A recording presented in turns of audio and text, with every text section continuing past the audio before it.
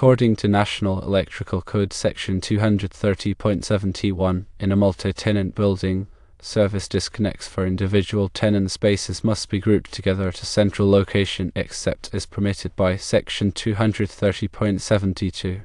Article 230.72d permits the installation of individual service disconnects for individual tenant spaces that are separated from other tenant spaces by a firewall rated for at least 1 IR. However, the firewall must extend through the roof deck and have certain other features.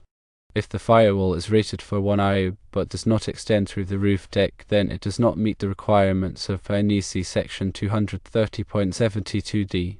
Therefore, it is not acceptable to install individual service disconnects for tenant spaces in this case where the firewall does not extend through the roof. Regarding non-metallic sheath cable, specifically type NMB, NEC Section 334.10 prohibits the installation of NMB cable in commercial and industrial occupancies except as permitted in 334.10b. NEC Section 334.10b permits the concealed installation of NMB cable in commercial and industrial occupancies if it is installed in a raceway, enclosed cable tray, or other approved means. If NMB cable is concealed behind drywall in offices and above non-plenum suspended ceilings, that is not an approved means of installation for concealed NMB cable in commercial and industrial occupancies.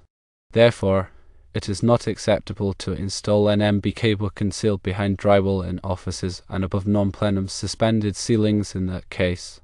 The National Electrical Code is updated regularly, so always refer to the latest edition adopted by your local jurisdiction for specific requirements.